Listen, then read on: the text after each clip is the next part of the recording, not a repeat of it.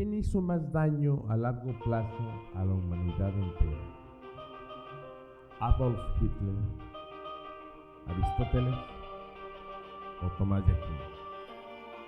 Por favor, no se separen de la pantalla, que en los próximos minutos vamos a descifrar este rompecabezas que atenta contra cualquier tipo de lógica. Y hoy me brinqué la parte primordial y principal, entonces déjenme hacerlo en este momento. Hola, ¿qué tal? Buenas tardes, ¿cómo están? Les habla su amigo José Mario Hernández, al micrófono de Sofía Channel en YouTube. Esperando que hayan tenido una semana extraordinaria y que se dispongan a tener un fin de semana espectacular. El día de hoy les he preparado un video que lleva Aristóteles y Tomás de Aquino, los responsables del atraso de la humanidad por 11 siglos. Nuevamente, en este paso más y en 10 minutos.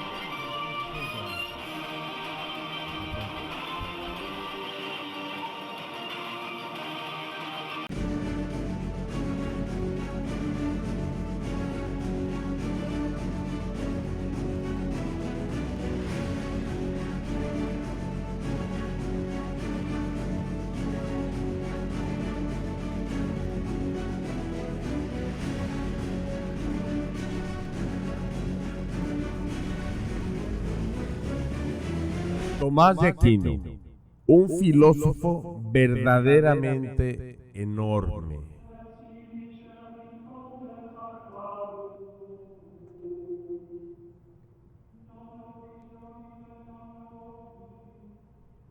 Cualquier similitud con Homero Simpson es pura coincidencia. Aquí está el obeso de Santo Tomás de Aquino. Bueno, comenzamos con una frase de el etólogo, evolucionista y divulgador científico Sir Richard Dawkins, que dice: lo que no puedo entender es por qué no pueden ver la extraordinaria belleza de la idea que la vida surgió de la nada. Eso es una cosa tan asombrosa, elegante y maravillosa. ¿Por qué querer saturarlo con algo tan complicado como un Dios? Cuando se fue Richard Dawkins.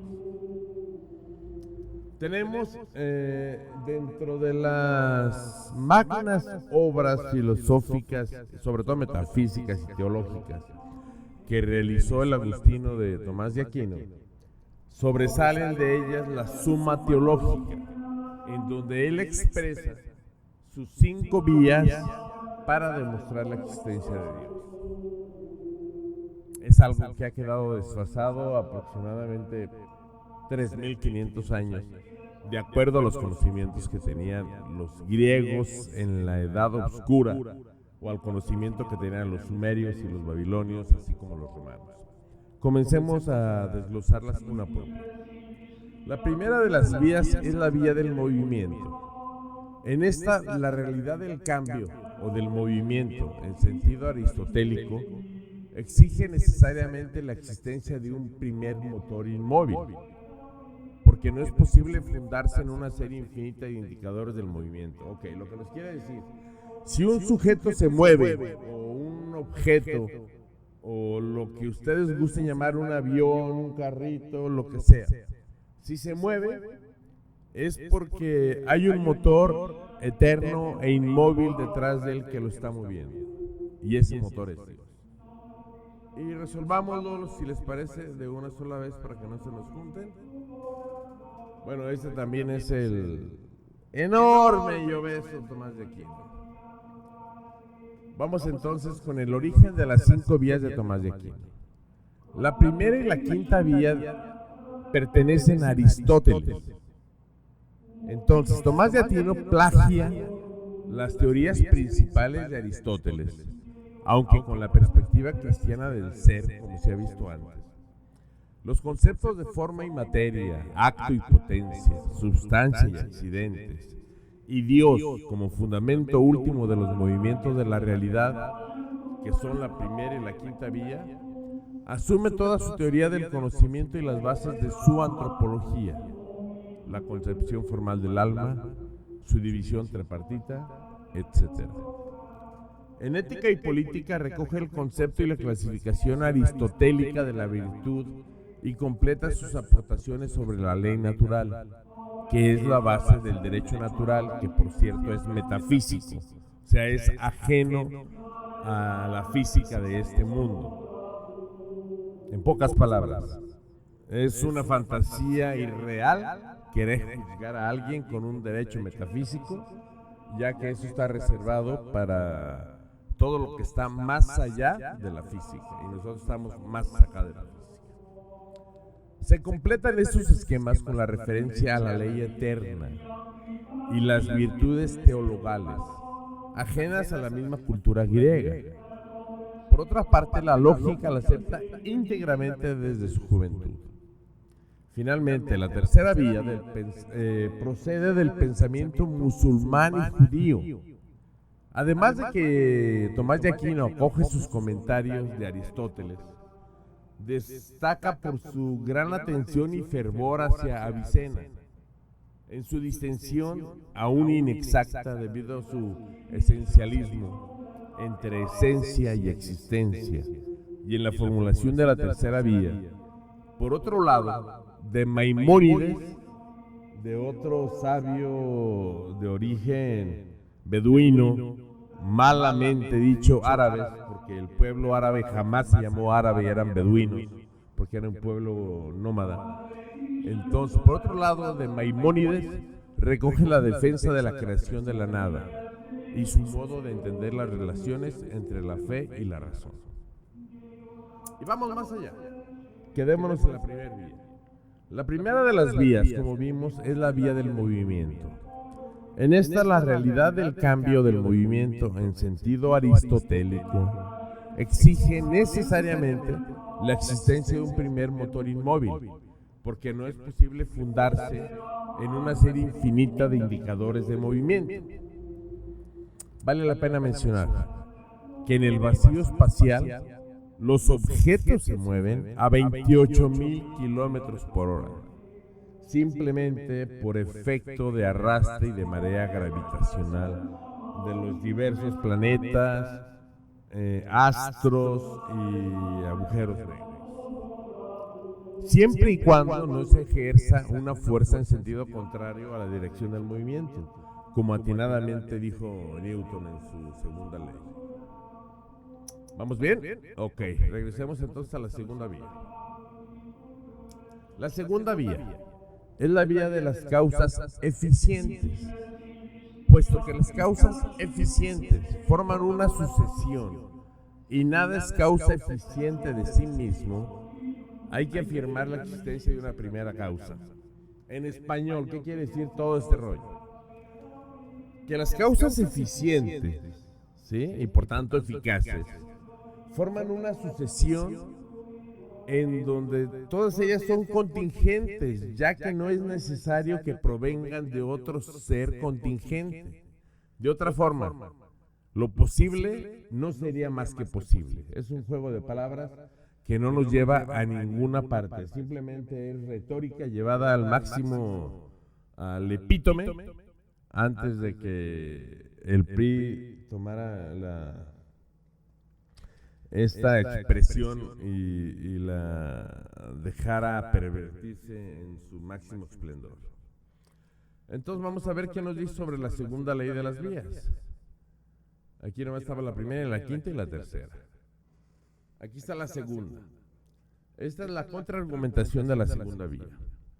La segunda de las vías es la vía de las causas eficientes, puesto que las causas eficientes forman una sucesión y nada es cuestión de sí mismo, hay que afirmar la existencia de la primera causa. En palabras del etólogo, investigador, científico y divulgador Richard Dawkins, quien formuló que la causalidad habría de aplicarse igualmente a Dios, por ser supuestamente objeto de estudio y por tanto de causa, por lo que no sería tal, o sea, no sería Dios. Y esto es citando a uno de los máximos pensadores de la lógica durante la era de la Ilustración. Me refiero a Immanuel Kant. Que la casualidad ha de detenerse necesariamente en un punto incausado, también llamado Dios, como el profesor Dawkins aclara. Esta premisa asume a priori que Dios es incausado, convirtiéndolo en una falacia de petición de principio. La falacia de petición de principio es aquella falacia, es aquella mentira, es aquel silogismo mal planteado que se comete cuando nos quieren demostrar algo metiendo ese algo en la misma demostración. Se trata de una falacia que se produce cuando la proposición, por ser probada, se incluye implícita o explícitamente entre las premisas. Es como tenemos en la caricatura, que dice la falacia de la petición de principio, y aquí está un autor que diciendo, mi libro dice la verdad, lo pone aquí. O sea, es algo así como, palabra de Dios, está escrito. O sea, esto es una petición de principio y es una falacia lógica y por tanto tiene que ser desechada ya que no aporta ninguna prueba en el aspecto lógico. Entonces nos vamos a la tercera, ya la hemos visto, a la cuarta de las vías. La cuarta de las vías es la vía de los grados de perfección. Y aquí nos dice, puesto que todas las cosas existen según grados de bondad, verdad, etc.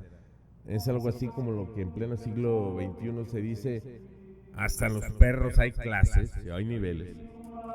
Debe también existir el ser que posee toda perfección en grado sumo, respecto del cual las demás se comparan y del cual participan. Siendo este, adivinen quién, Dios. Ojo, estamos hablando de Dios según diversos grados de bondad y verdad.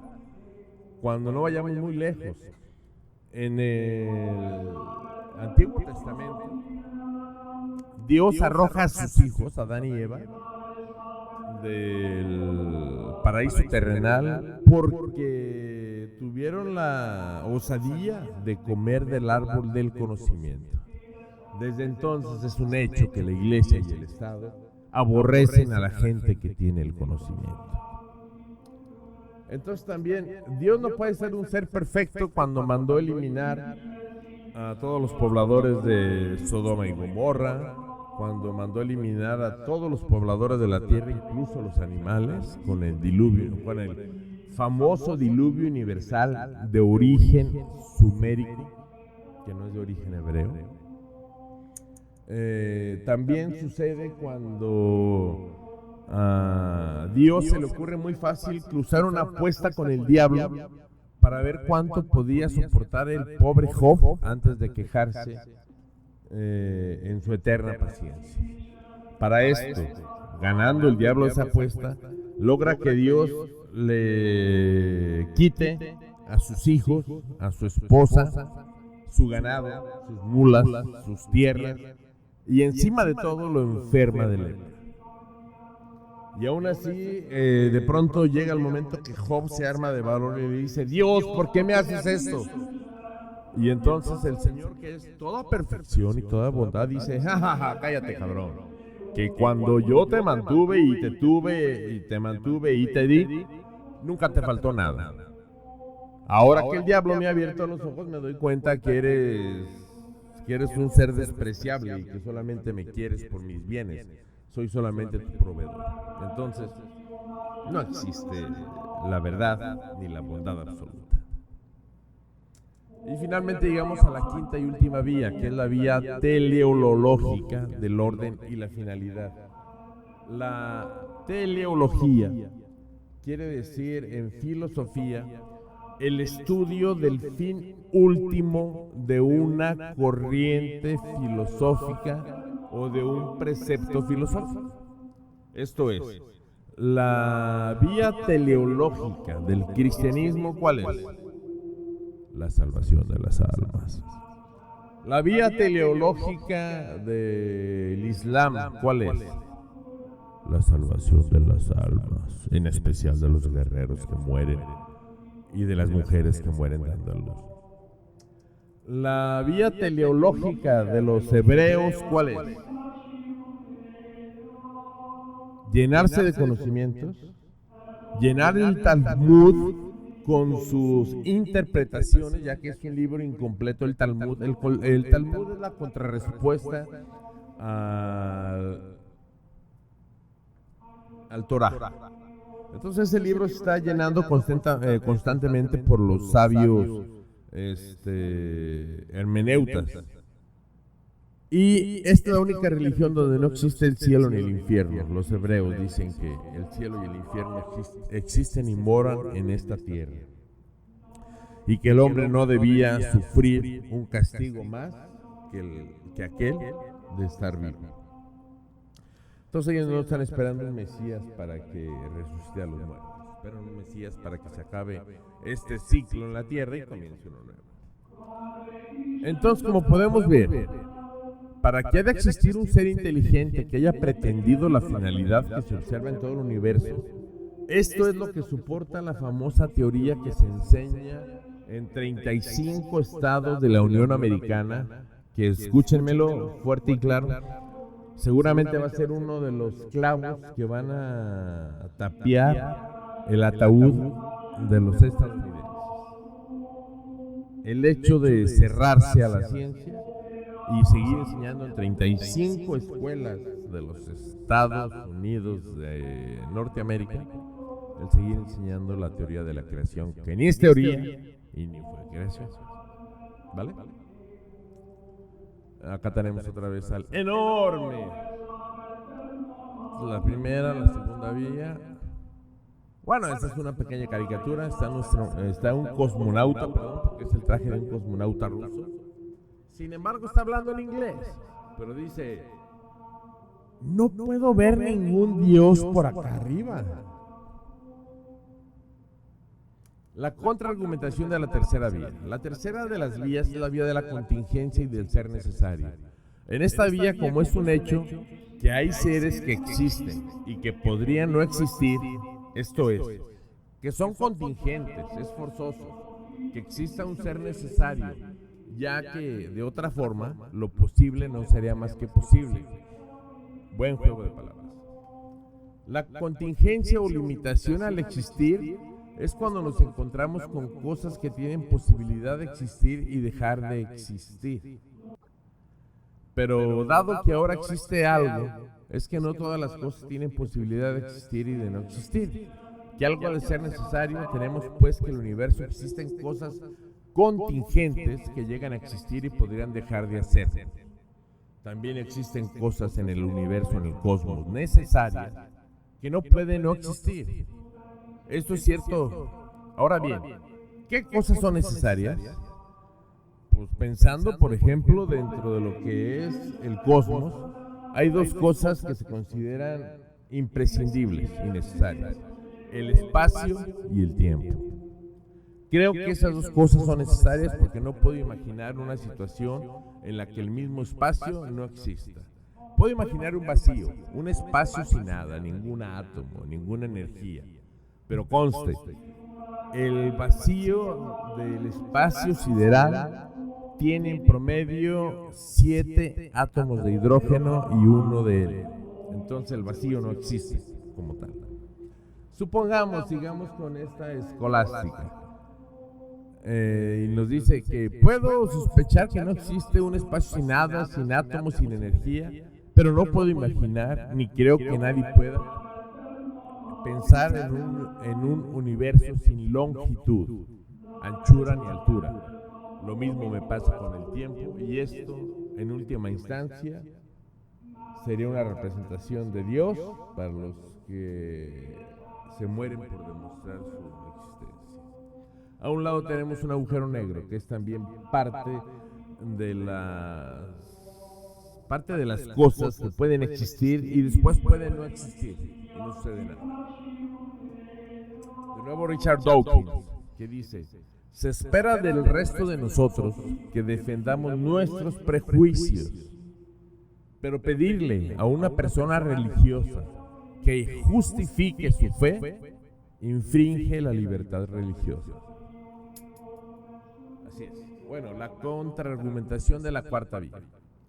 La cuarta vía dice que los diversos grados de perfección en las cosas, ya que encontramos en este mundo cosas más o menos buenas, más o menos verdaderas, más o menos nobles y otras cualidades así, también más o menos grandes, como Tomás de Aquino. Ahora bien, el más y el menos se dicen de cosas diversas, según la diversa aproximación a lo que es máximo en ese orden. A veces no. Algunas cosas no se miden respecto a un máximo, sino a un mínimo. Por ejemplo, la temperatura. La temperatura en el cosmos es de 0 grados Kelvin. Sí, no puede ser menor a 0 grados Kelvin. Y este equivale aproximadamente a 286 grados centígrados bajo cero. Entonces, falso que existan algunas cosas que no se miden respecto al máximo sino al mínimo. No puede existir. Otra cosa. La estrella más grande del universo no es la causa de que existan las demás. Lo mismo que el elefante más grande de África no es el padre de todos los elefantes. Tiene que haber un máximo que sea causa de la bondad y de la verdad, de la nobleza y de las demás cualidades por el estilo. ¿Y qué creen? Este es Dios, dice el buen Tomás de Aquino. Y si por alguno de ustedes está interesado, que no le digan, que no le cuenten, la luna no es de queso. Tenemos los últimos monos articulados de los poderes filosóficos. Y en primer lugar comenzamos con Santo Tomás de Aquino, después de haberlo sometido a una completa liposucción. Ahora vamos a la contraargumentación de la quinta vía, que es la que más me encanta y es la más absurda y estúpida, ya que los griegos lo habían demostrado en el 3000 a.C., 2500 a.C.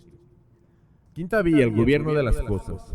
Vemos que algunas cosas que carecen de conocimiento, esto es, los cuerpos naturales, obran con intención de fin. Santo Tomás se refiere al hecho que los cuerpos celestes se mueven por el firmamento con el fin de hacer el día y la noche. O sea, el movimiento de los planetas, de las estrellas, incluyendo nuestro Sol, no tiene ningún objeto de ser, solamente es para que el hombre se deleite con los bellos amaneceres y con los nostálgicos atardeceres. Es la única finalidad, una finalidad antropomórfica. Entonces, como lo hacían por mandato divino, porque al fin y al cabo el hombre, en su eterna egolatría y soberbia, creó a Dios a su imagen y semejanza. En resumen, esa teoría afirma que existimos gracias a que las leyes del universo son como son. Si variaran apenas en 1 por 1000 algunas de las constantes que conforman la realidad del universo, no sería posible nuestra existencia. Ojo, no es 1 por 1000. Si la composición del cosmos hubiera variado en una parte por millón, no estaríamos vivos. Es más, no existiría el cosmos. Esto, que es una causalidad, Tomás de Aquino quiere verlo como una casualidad y atribuirla completamente al arquitecto inteligente que es Dios. Por ponerles un ejemplo, ya les había comentado en el video anterior que este es el verdadero movimiento del Sol cuando va en su trayectoria girando a través de la Vía Láctea, y aquí están todos los planetas que intentan alcanzar y luego regresan a la órbita larga. Simplemente para contraargumentar esta quinta vía que es absurda, simplemente bastaría con mencionar que el sistema solar se mueve a 288,000 kilómetros por hora a través de la Vía Láctea y le siguen todos los planetas. Otras finuras del pensamiento y del físico de aquí. No ven contradicción alguna en sostener que la iglesia es misógina o que es pederasta. Esto es la opinión de los grupos de apoyo, de los grupos defensores del catolicismo, o sea, que se quejan de todos los que le dicen misóginos, pederastas, rateros, ¿qué más?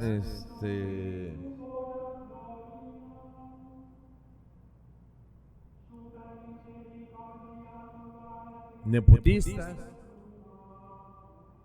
ya que dicen que desde su punto de vista nos aportan esta cita que atribuyen al doctor Angélico. El doctor Angélico es Tomás de Aquino. Y el verdadero Tomás de Aquino después, que era un verdadero adefesio, o sea, un toro en pie. El Tomás de Aquino todavía tiene la sutileza de decir, y cito lo que aparece en su Suma Teológica: en lo que se refiere a la naturaleza del individuo. Ya me castigó Tomás, no, perdóname. Ya me perdonó. Bueno, en lo que se refiere a la naturaleza del individuo, la mujer es defectuosa y mal nacida, porque el poder activo de la semilla masculina tiende a la producción de un perfecto parecido en el sexo masculino, mientras que la producción de una mujer proviene de una falta del poder activo. Santo Tomás de Aquino, Suma Teológica. En cuanto a la bibliografía y semblanza de Tomás de Aquino, se dice, sus amigos cuentan, que Tomás era callado y prudente. O sea, que era un emo autista. Pero todo en Aquino era grueso. Era un hombre de 1,90 de estatura y tan grueso como un buey, ya que sus compañeros lo apodaron el buey mudo de Sicilia. Y no me digan que esto es falta de respeto hacia una figura tan detestable. ¿Por qué creen que Tomás de Aquino trae no solamente un libro, y siempre lo trae todo en la panza? Trae hasta una iglesia para que le cubra la panza. Parece Empire de los tomateros de Culiacán. En fin. No puedo estar seguro de que Dios no existe. Un concepto de su servidor. En una escala de 10, en la que 1 significa que sé que Él existe y 10 que sé que no existe, diría que soy un 9.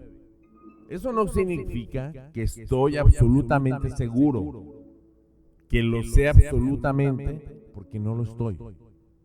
Algo muy importante en la ciencia: quien dice estar seguro de todo, o que no tenga ninguna duda, seguramente es el mayor ignorante en la historia, no solamente de la ciencia, sino de la humanidad. Y pues bien, a ver, ahora vamos hacia los 10 errores más descomunales de Aristóteles, que perduraron más de 1100 años, o sea, toda la Edad Media, que fue una época echada a la basura. En lo único que se hacía eran catedrales, por causa de Tomás de Aquino, que Tomás de Aquino, como ya vimos, plagió la obra de Aristóteles, se la hizo propia y después la incluyó completita en la doctrina cristiana. Ahí les van algunas de los aciertos de Aristóteles. Aristóteles aseguraba que nuestro cerebro no recibe sangre, ya que es la parte más fría del cuerpo y se destina a refrigerar el resto. Es decir que, amigos, cuando quieran refrigerar una cerveza, no se la pongan entre las piernas, no la pongan en la hielera, póngansela en la cabeza, por favor. Decía también Tomás de Aquino que era un ferviente y fanático y dogmático ser abyecto que se encontraba en contra de la experimentación como la fuente del conocimiento científico. Él se oponía completamente a la comprobación. Y es por eso que se equivocaba como Dios en un juego de globos. Perdón, no como Dios, como un ciego en un juego de globos. Por ejemplo, tuvo el descaro de asentir que en el género humano, las ovejas, las cabras y los cerdos, los machos tienen más dientes que las hembras. Acá no. También dice que la sangre de la mujer es más oscura y espesa que la del varón. Nuevamente, desde la época de los griegos se pone manifiesto el temor de los varones mancebos, sin valor, que tenían un miedo descomunal a la vagina. ya que entendían que, como dice un chiste, con una vagina se pueden conseguir muchos cacahuatitos como los de los varones, ¿no? Aparte, afirmaba Aristóteles que la mitad izquierda del cuerpo es más fría que la derecha. Entonces, si de pronto en estas noches calientes, que no dije otra palabra, en estas noches con tanto calor, si se quieren aproximar a su pareja, por favor, no se aproximen del lado derecho, que es el más caliente. Aproxímense y abrácenla por el lado izquierdo y se los va a tener en alto aprecio.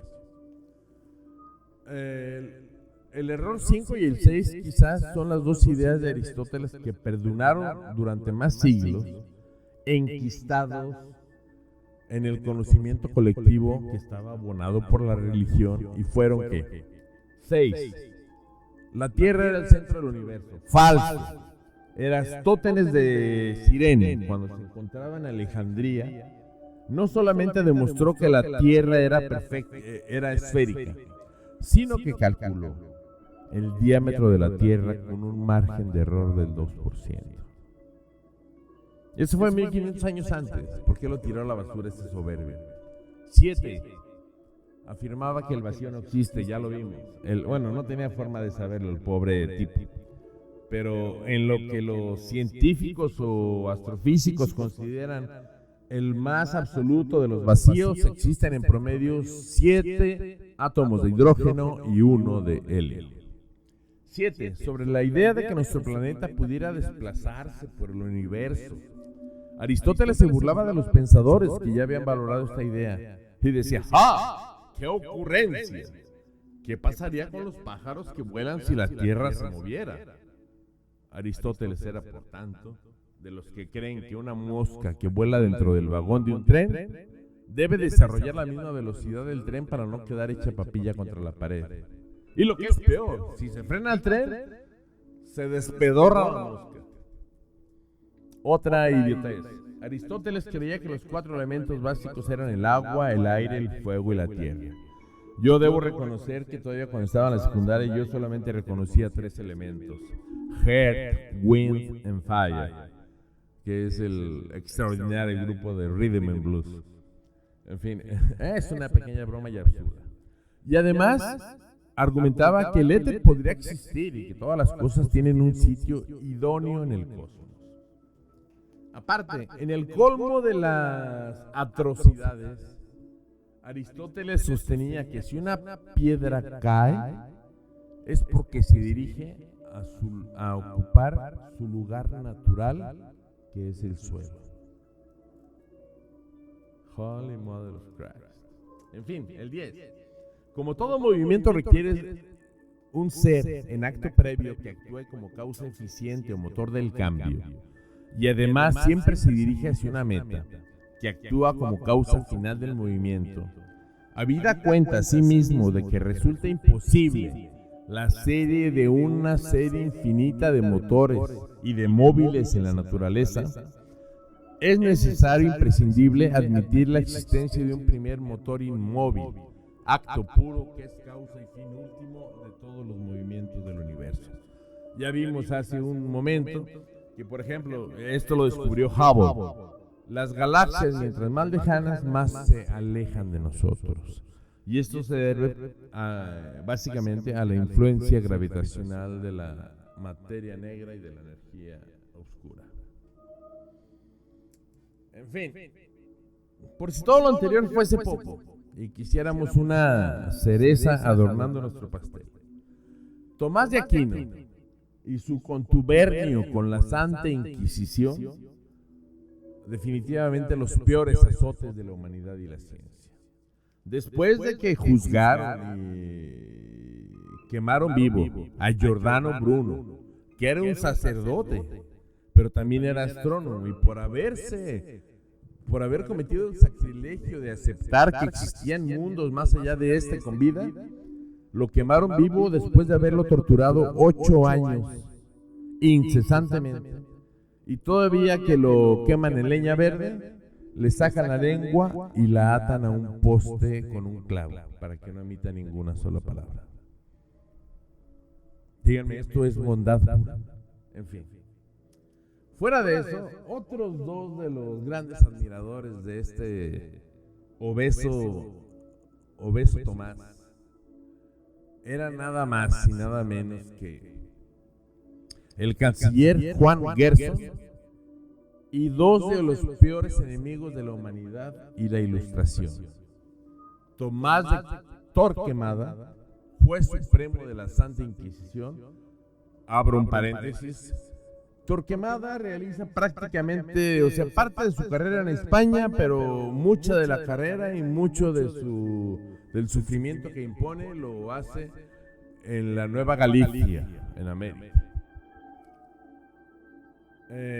A Fray Juan de Torquemada se le atribuye nada más y nada menos que se quemaron a más de 10,000 hombres y más de 20,000 fueron condenados a penas horribles. Pero ¿quién puede justificar sus métodos para hacer confesar la verdad? ¿Quién puede defender el hecho que se quemaran los libros no católicos? Que eso lo hizo Girolamo de Savonarola. ¿Y dónde lo hizo? En la cuna del Renacimiento, que no le costó nada a la iglesia. Es más, la familia Medici, que eran los mecenas de Rafaelo, de Michelangelo Buonarroti, de Leonardo da Vinci, y no me estoy refiriendo a las tortugas ninja, de Galileo Galilei, y de todos esos hombres preclaros del Renacimiento, fueron acogidos por la familia Medici, que eran unos banqueros a nivel internacional. El gran problema con la curia romana es que los papas siempre estuvieron en pelea, conquistando terreno, nunca estuvieron evangelizando gente. O sea, esos tipos nunca lo han hecho. Entonces debían tanto dinero a los Medici que traman un complot para asesinar a Lorenzo de Medici, el Magnífico, y a su hermano. Solamente sacrifican en una iglesia, en la iglesia de Santa María del Fiori, en Firenze, al hermano de Lorenzo de Medici, el Magnífico. Y entonces, el único ser que se oponía a esta etapa de desarrollo, a que los pintores dejaran de estar pintando cuadros cursis de escenas religiosas, idílicas y fantasiosas que jamás existieron, de pronto el ser humano se reencuentra, por eso es el Renacimiento, se reencuentra con el romanticismo de los griegos y los romanos clásicos. Y entonces cuando empiezan a esculpir, a pintar y a tallar desnudos masculinos y femeninos. Cosa que para un viejo radical y dogmático, absurdo, impotente como Girolamo Savonarola, el señor se adueñó de la catedral de Santa María del Fiori y en el púlpito lanzaba mensajes agresivos para que su hueste de rateros jóvenes fueran a la casa de los ricos, les robaran, les cortaran el cabello, incluso los asesinaran. Y todo esto se conoció al final del día como la hoguera de las vanidades. No crean que es la película esta de los 80. La hoguera de las vanidades trata de un fanático dogmático católico que manda quemar todos los libros que él consideraba heréticos, porque el Señor no tenía más que dos neuronas, una para defecar y otra para decir estupideces. En fin, creo que ya me propasé. Acá está Girolamo Savonarola. Este tipo es Girolamo Savonarola. Este fraile reformista italiano que tomó el poder en Florencia, en Ferrara, fíjese, desde allí empeñó en la reforma de la vida monástica, criticando la corrupción moral del clero renacentista. Sus exaltados sermones atacaban con igual contundencia la jerarquía eclesiástica. Me estoy refiriendo al Papa Alejandro VI, mejor conocido como el Papa Alejandro Borgia, que esta familia era de origen español. Entonces toman el apellido Borgia cuando llegan a Italia, pero realmente eran Borgia. Entonces Alejandro VI, que es Alejandro Borgia, es el fundador de la dinastía de los Borgia y es el que manda a matar a esta familia. En Florencia, después de esto, se instaura un régimen republicano mixto con elementos democráticos, y entonces, después de que este idiota intolerante realiza su famosa guerra de las humanidades, el Papa Alejandro VI, insisto, Alejandro Borgia, que había sido lo excomulga en 1497 y es asesinado por Niccolò de Maquiavelo y por